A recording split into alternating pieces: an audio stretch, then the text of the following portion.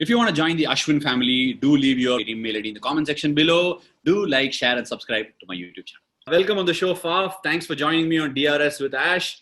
And you must be well versed with DRS because you're one of those few captains who get DRS more right than more wrong. Can you elaborate about how you got that trick? I think it's a general theme amongst all captains that we feel like we're getting it wrong all the time. You're standing there at slip and you think that you've got a great view of things, but the confusion with the bowlers sometimes and the wicketkeeper. And so it took us about 2 years to get to a place where we could say this is the structure that we were going to take. The keeper has got the best view. The keeper makes the decision. The bowler sometimes can get a bit emotional about, he wants to refer everything. So my way was to try and look at the keeper first. And if he wasn't clear, then I would back my instinct. Right. And that tells us a story about how most captains go about it. But then, Faf, I read about you in an elaborate manner. I know you from the CSK days, some very memorable days. But knowing a little bit more intricately about your childhood, where did you get the nickname Faf? No, it's actually my dad's name is also Francois. So he got the nickname Faf as well, but it didn't really stick to him. So people, when it was myself and him in the same room or the same area, they used to call me Small Faf and Big Faf was my dad. So then Faf kind of stuck for me, and he just stayed with Francois. But it's weird because today, like, no one hardly knows me as Francois, and that's my real name. Faf is just a nickname that's made up. But I actually prefer it as well. I like the fact that there's not a lot of Fafs in the world. There was one, and now there's two, which is the South African rugby player, the scrum half. So now there's two Fafs that are famous. Right.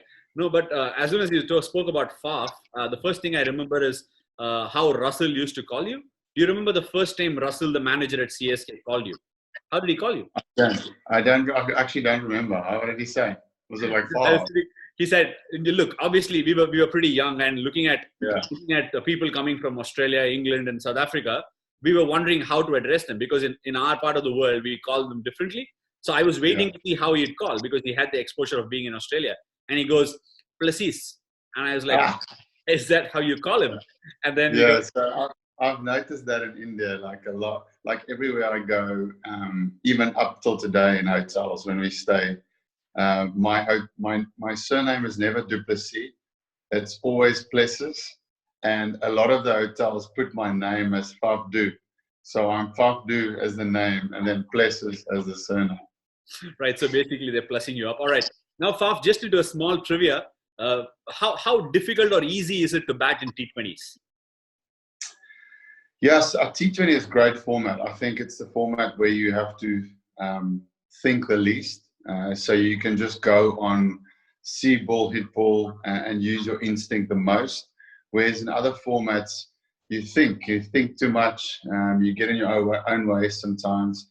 T20 cricket is about the skill that you have and just trying to have some fun out there. And obviously, we've made the game of T20 cricket just as serious when you start putting structure to it, putting game plans to it. But that's professional sport. But I love T20 cricket. The fact that it's over and done so quickly, the fans love it, and even the battles between bowler and batsman. If you get a dot, it's as good as getting a wicket, and that you can see that tension building just after 2 dot balls. So I love playing T20 cricket. So then, how easy or difficult is it to construct fifers in a T20 game? Fifers is difficult. You've managed to get it. Back-to-back T20 games for the Titans? Me. I thought you were talking about yourself. Bowling.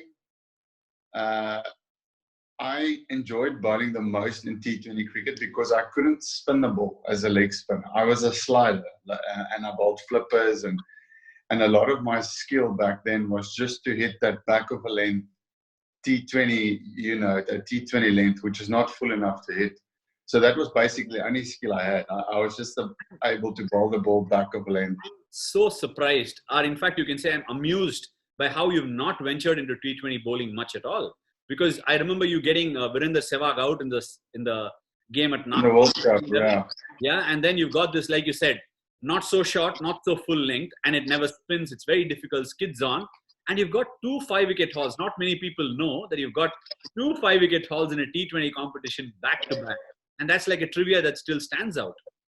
How did so that was I joke about it, but I say to people like I retired my bowling boots on a high. I went fifer, and then I was like done.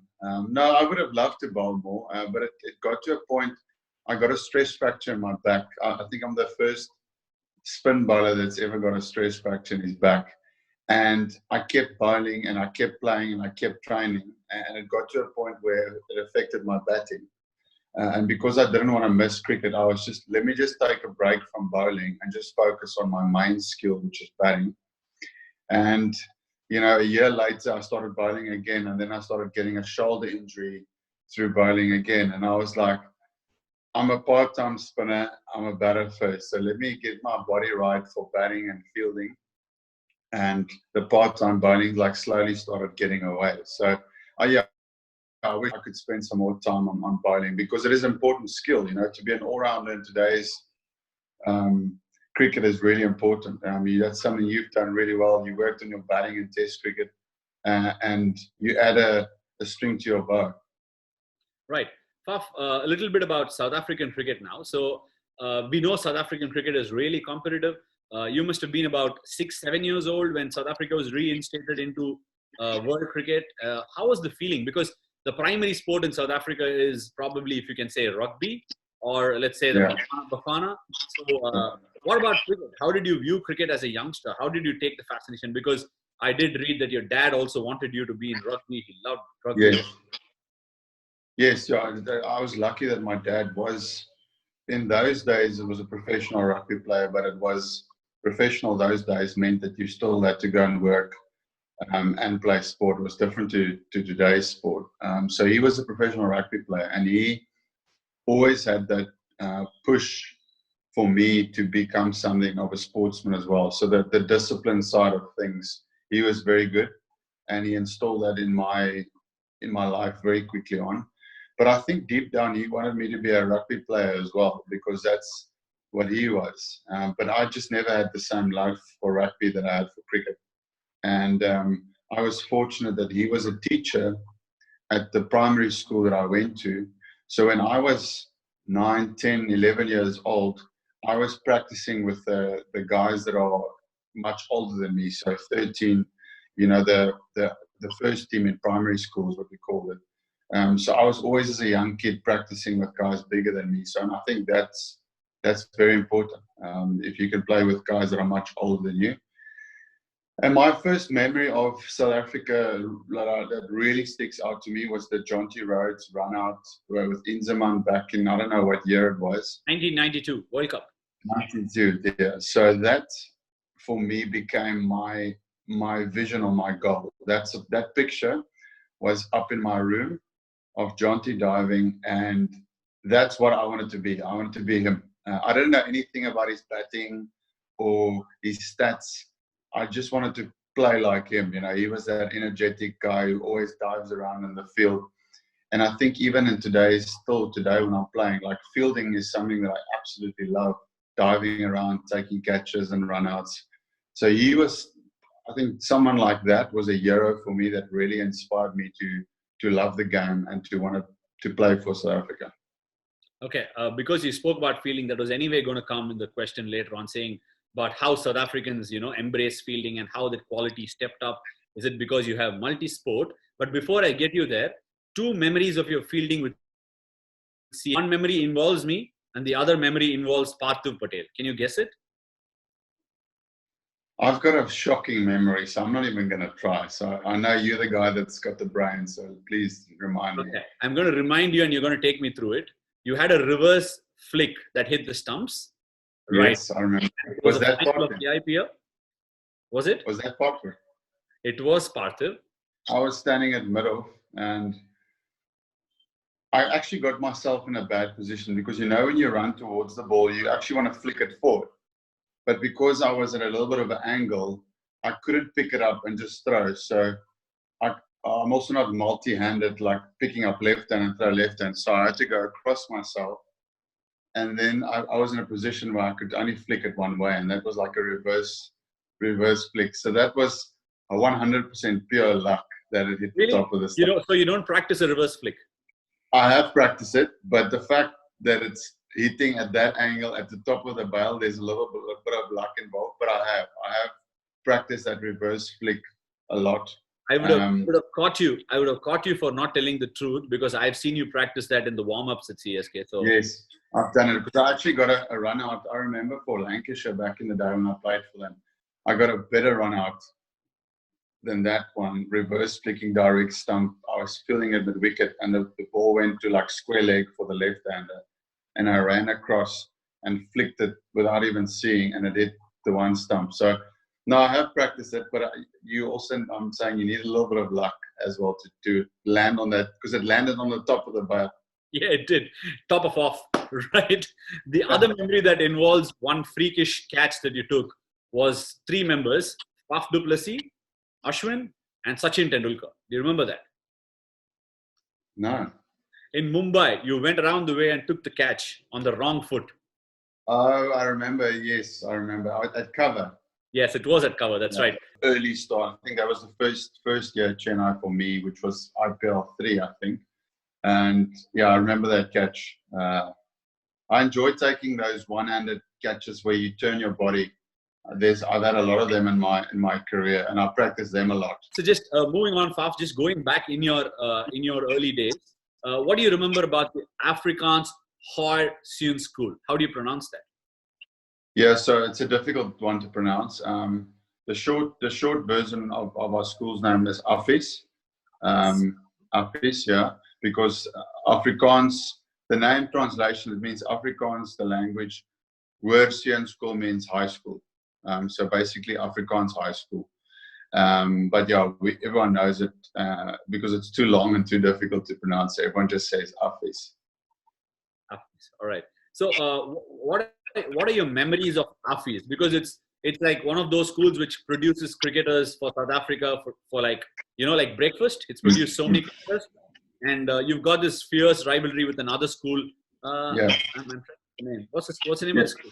Waterkloof is the one. And then there's plenty. There's great college, because the great thing about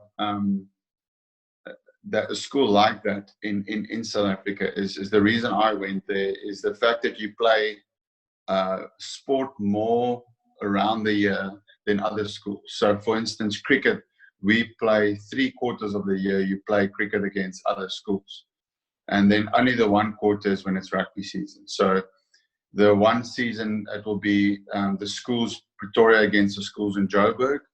And then another quarter would be the schools just in Pretoria. So you play against all the best schools around the country, which is, that's all you want to. You want to play against the best. You want to practice against the best. So, yeah, that was a hugely part of my success story. And the fact that in our year we had AB, myself, AB, a guy called Heinu Kun, who's played Test cricket for South Africa. Neil Wagner was in our team, plays for New Zealand. Kruger van Wyk was in our team, he played for New Zealand. Jacques Rudolph. So we had this amazing 3 years of cricket where we lost, I think it was 1 or 2 games in 2 years. So we were like India is now, like you just win everything. Right. And Test cricket at home. So we were a powerhouse team, and it was so nice to be in, and so nice now to see that everyone has gone on and played international cricket at the same. We all had the same dream at that time. Right. So the person who was in charge, who mentored you guys, Dion Botts, he speaks very fondly of AB de Villiers, Faf Du Plessis, Jack Rudolph, and so on and so forth. Yeah. So what is the memory of him? Why was he such a good mentor? Yeah, I think, look, he had some good players in his team. So, but it was lucky for us that we had someone that that was on the journey for us or with us. He was a guy that played a bit of cricket himself, so he was a good cricketer as well. And the fact that I think there was a time when Australia was doing really well. In that, we remember when they were winning, beating everyone, and there was a bit of a coaching philosophy that came with that. So he was talking a lot about the Australian way back then. So for us as school cricketers, it was nice to have a almost like an example of what the best is and trying to get there. But we were so, as kids, we were so pumped up just to be the best cricketers that we could be. So yeah, I think he had a bit of luck on his side that he had all those great players in the same team as well. Right, I'm sure he listened to this and feel extremely happy for all the cricketers that he had. But Faf, you must have gone like in the sense really upbeat with the opportunities that were presented to you early on in your career.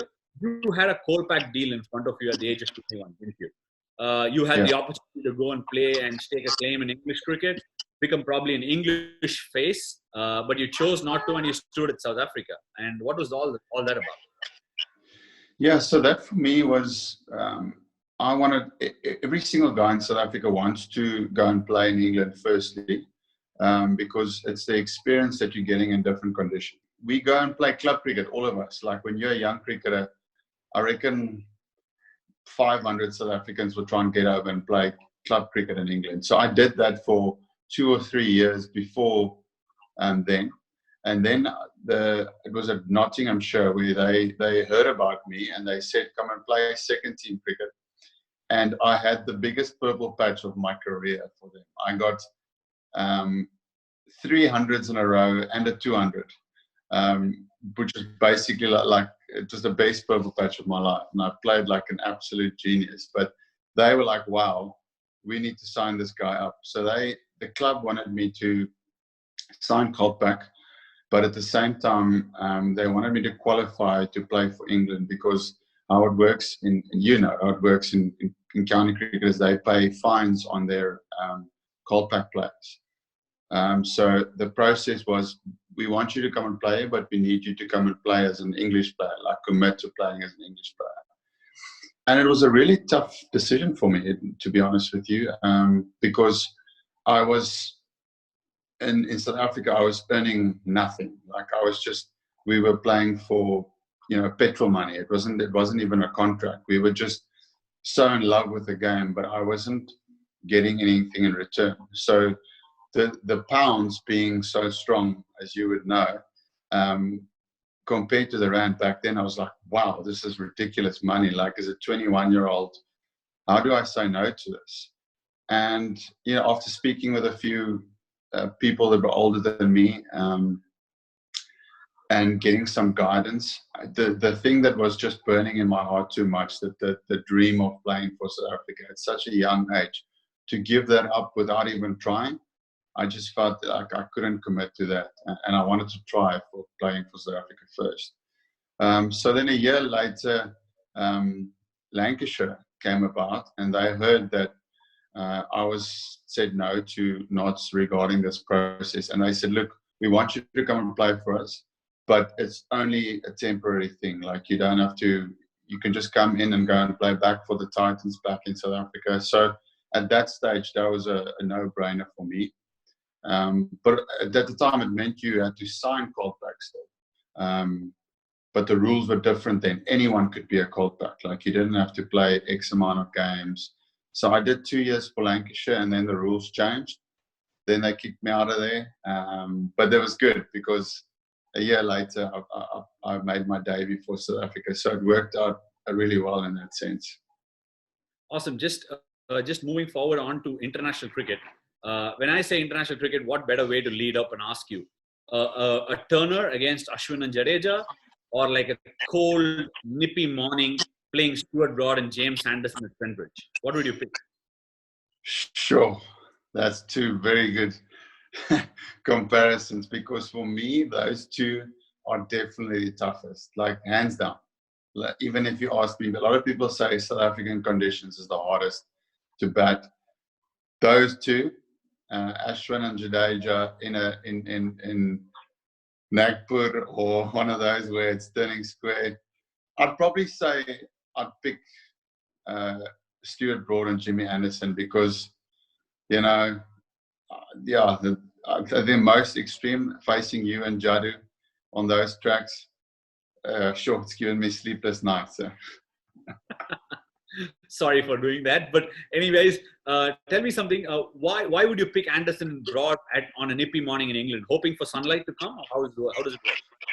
Yeah, I mean, I think you've got a better chance of getting through it. You know, we grow up facing seam bowling in South Africa, obviously not to that extreme of swing and nip, but you know, extreme spin on conditions like what you're talking about, where even you as the bowler don't know how much the ball is going to spin. And I'm specifically talking about Jadu. Jadu bowls as quick as he can, and one is spinning to first slip and one is going straight. And I've asked him about that, and he said he doesn't even know when the ball is spinning that much or when it doesn't. He just bowls it as quick as he can with a lot of reps. So in England, yeah, you can try and formulate a game plan with the swing, leave more, so you know, have a game plan. But when a ball is doing that, it's tough. Those spinning conditions, yeah. So I've tried different ways, and it's still tricky. Right. Okay. Let me just make it a little more easier. We've started with the most toughest one. So now you came into the South African team, which was, you know, all guns, right? The Protea guns were on. The Graham Smiths, the Jack Carloses, Hashim Amla was there. Your good friend AB was dominating the world cricket. You came on and you became like this, you know, there were already 5 guns and you added the 6th ammunition to that batting lineup. So you watched the Proteas dominate, Dale Steyn, Mono Mockle, so on and so forth, the entire package. And then you went on to become the captain during the tougher times, a little more challenging in terms of the kind of raw material you had. What is more challenging about both, Faf? You coming in, taking up all these guns and playing alongside them, living up expectations, or trying to, you know, reminisce from those lovely days and trying to get the best out of the younger ones, which is tougher? Yeah, that's a good question. I think for me, what's important as a lesson, not a lesson, but what stands out for me is the fact that when you have a great team like we had back then, and you would relate to this and understand it as well, as it's great for a young guy coming into a test team, especially when you've got all this experience around you that you can just bounce off. And I remember that, you know, Callis, Smith, AB, Amla, Rudolph, Ashwin Prince, those guys, Boucher, all of these guys had so much experience. So you as a young guy, you're just feeding off all this knowledge and brain's trust, and it grows you so quickly. And if you do well, then obviously you feel like you belong, and you just go from there.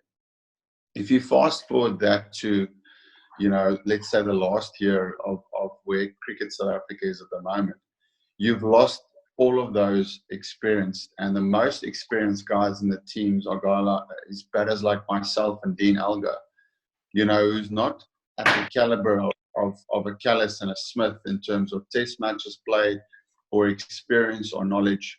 So your young guys are coming in and they're finding their feet, but they're finding their feet with a lot of other young guys in the team as well. So now you have, I mean, we had 3 or 4 debutants in one game, you know, like a whole batting unit making. So that's the tough part about the phase that we were in, especially towards the last part of my captaincy. So I mean, that's a lot more tougher than as you referenced the first part. I think the perfect way to bleed in new guys into international cricket is if you have an established team around them. And if you use Indian cricket team as an example, you see that the top 6 is established, and then you get one guy coming in, Mayank, and he's a new guy into test cricket, but he's experienced, and he just punishes everyone because he comes into a very mature batting lineup. And I think that's the best way to come into international cricket. So you feel a lot of people with experience and like experienced batting group around, a good team around, a youngster coming in makes the life easier for him. But then what about making this transition? What do you think will make the box stick? in case you find yourself, for example, where the Cricket South Africa is, there was a situation where you had a lot of talent coming in, but then a lot of them were lost to Kolpak. How do you really deal with it? Some people are leaving for Kolpak. Yeah. Want to be resilient and stay with the Proteas. How do you look at that as a captain? Yeah. Yeah, I mean that's what happened in a nutshell. Ash is you had the perfect storm in terms of we lost all of our experience, not at the same time, but over a period of a year or a year and a half. And then also you had a lot of our best players, not best players, but a lot of the new crop of younger players coming through that was going to be our best players when guys like Ashwin and AB and Morna and Dale retired, was guys like Kyle Abbott, who did really well for us in Test cricket, and then he left to go and play Kolpak cricket. You know, we had a guy called Tryst who did really well, got man of the series against Sri Lanka, record-breaking 25 wickets in a series or something like that. And then after that, he signed Kolpak. Riley Rousseau was going to be our next AB de Villiers. You know, he had a lot of talent back then.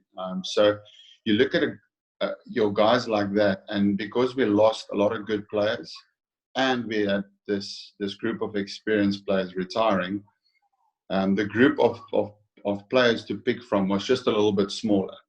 It's not to say that the guys weren't good enough. We've still got a lot of great talent in South Africa.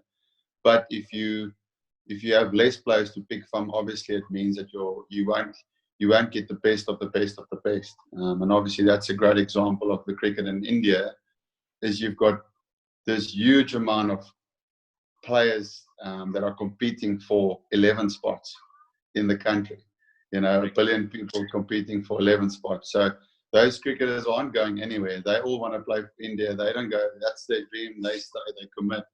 So I mean, that's obviously a flaw in the system of South African cricket that we are desperately trying to see how we can improve it, because that will have an impact on the amount of talent that we have in our pool. Right. So now that you said these are situations that you cannot avoid, now you know very clearly that Mark Boucher has come back, and he's one of those guys who was very, very instrumental in South Africa's early resurgence, and now he is there, meaning business all over again. How difficult is it going to be for the likes of Mark and, let's say, Jack to try and retain these players and, sort of give that bouncing pad for the South African cricket to come over from this? Yeah, that's good stuff. So for me, I think the most obvious thing is when I speak about we've lost so much experience, especially as a test team. You can't just have players experienced overnight. Experience for players takes time. It takes a lot of games. It takes years to get there. But in a coaching staff, you can get that overnight. You know, you can get the experience into your dressing room with someone like Boucher and Cullis and even Smith as director of cricket. So I think it is the best thing that we can do right now is to fast track the experience process. But even with that in hand, it's still a tough job. You know, there's still a lot of work to be done. But what they are doing is they're at least giving the players the best chance to perform. That's all you can ask for. You know, the best minds in the game in South Africa to tap into that and see how they can grow themselves as players as quickly as I had the opportunity of doing in that great team. You know, you had Cullis, we spoke about all those names. So now you're just trying to replicate that in the dressing room with the coaching staff. Okay, no chat with Faf. We come to an end without talking about that glorious draw at Adelaide. How did you manage, and where did you get the reserves from to do it? And who motivated or inspired you to do it? Yeah. I mean, before that innings, Ash, the longest I batted for was, I reckon, 230 balls.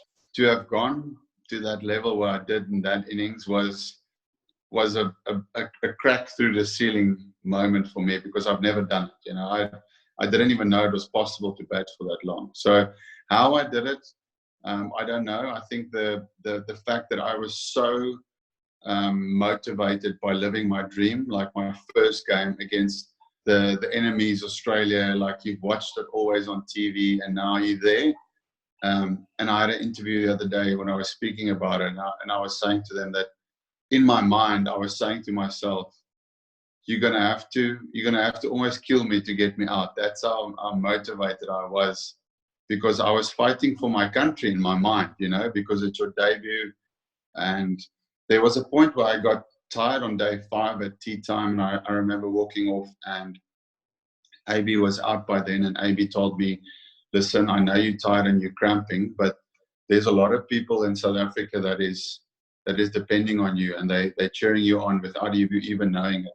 And that gave me a second wind, you know. I was like, okay, that image of me being back in South Africa, waking up at 1 o'clock in the morning, supporting the Proteas, that gave me that extra bit of energy to go, right, I can block a bit longer. Right. So just that you mentioned AB there, I cannot go without asking about it. AB leaves, all of a sudden decides to retire from international cricket. Faf is the captain. What was a tougher decision? How do we take this team forward at that point of time? Or as we are standing today, where you've decided to quit captaincy, which has been a tougher decision, and why? Sure, I don't think I can choose one of them. You know, when AB left, it was really tough for me, because like I depended a lot on him as a friend, and obviously the best player in the team. Like, we needed his skill. So that conversation was, when he said that to me as a friend, that he said he was done, he was finished with international cricket. As a friend, my first instinct was, I'm here for you, and I'll support you. If you feel like you at the end of your career and you don't want to do it anymore, then that's okay. Like, I support that decision 100%. As a captain, I was like, you know, how do we move forward without AB, and how do we get the same performances? But the friend in me trumped the captain in me, and I just said to him, look, we're going to miss you. Are you sure that you're at that stage? And he was like, yeah, I'm 100% sure. I don't want to play international cricket anymore. I don't have the drive to do it anymore, so I'm stopping. So I respected that immediately, and I left it there. I never, ever after that tried to convince him again, because I respected what he said, even at times where we desperately needed him. And then obviously the second part of your question was stepping down from captaincy. That for me was the hardest thing that I've had to do myself, purely because I believe that being a leader is something that was part of my destiny. You know, it was my purpose. And I've always enjoyed captaining much more than I've enjoyed playing. You know, I think I'm a good player, but I think I really come to the party when it comes to captaining. That's where I really love playing cricket. That's what put a smile on my face. And the last year of international cricket for me was tough, because I carried a lot of what was going through the team's performances on my own shoulders. Right. And I didn't want to show it to anyone, because in my own head, I was, you know, I'm the captain. I need to make sure that I stay strong for the team. I don't show weakness towards the team. So that was tough, because I didn't have a lot of guys to speak to about it. You know, a lot of experienced guys around me. But that's two different, very tough decisions that I had to go through. Right. Let's get to a quick couple of questions before I let you go. The first question is a quick answer. You can choose to take a bit of time. It's okay. In descending order, tell me the top 5 fielders South Africa have produced. Jock Cullis, number 1, hands down. With a bowl and bat and field. Like, no, 5 fielders. Top 5 fielders. Oh, fielders. Sorry. Jonty Rhodes. In descending order. Descending order. 5, 4, 3, 2, 1. Yeah. Ooh, that's difficult. Okay, Jonty Rhodes 1. And then I'm not going to give you the descending order yet. I'm just going to give you the names. Herschel Okay. Gibbs, myself, AB de Villiers. Jonty. Jonty is already there, so that's 3. And Justin Ontong, which didn't play a lot of cricket for South Africa, but he was also really good. South Africa, isn't he? He's a fielding coach. So I would say those 5 names.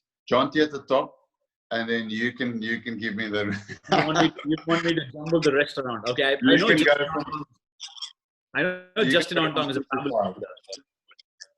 Right. So tell me one interesting thing that I want to ask. What is a braai? How do you explain a braai? A braai is in English terms, it's a barbecue, but to explain it to our Indian fans, a braai is wood and a fire that you light outside, and you've got a grill outside. So I'm sure in India you do a gas barbecue, but in South Africa, they used to do it. We don't have spaces for it in houses now. Okay, yeah. So now in South Africa, we built the braai inside the house. So in one of the areas, you'll have a braai room or whatever. So it's like an inside-outside patio almost. But then it's got a space in the wall where you light your fire, and then you've got your grill that's over the top.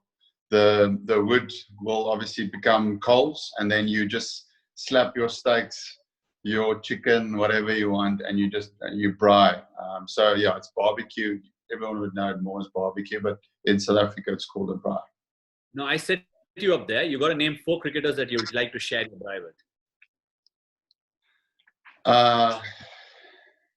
Internationally? Anywhere. 4 cricketers that you've played with. You have to induct a CSK player in. Yeah, so I would pick almost one from everyone. So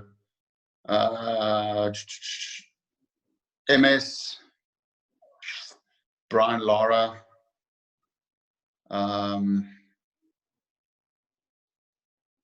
Aussie. Which Aussie? You're not going to give me Aussie, are you? I would say Mike Hussey. Mike Hussey I love Mike Hussey. He's a great man to have around the bars. Mark Wood he's great entertainment. You're good for the CSK guys, aren't you? Anyway, Faf, that was wonderful. But I just need to say before I let you go, the biggest highlight for me talking to you today was your fragrance of friendship with AB, right? If anybody was in your situation, they would have had heated arguments, forced and tried to hold on to AB for as long as you could have, because they say a giant-sized hole, but you got to define AB differently. It's an AB-sized hole, right? So it's never easy, never going to be easy to fill it up. But your friendship came through. That's something that really sticks out for me in this conversation. Thank you so much for joining me today, Faf. Thank you for giving this valuable time, and I hope people will enjoy it. Thank you very much for having me, and well done with your show. Keep going. Thank you, Faf. See you. Bye-bye. Thank you, Asker. Bye.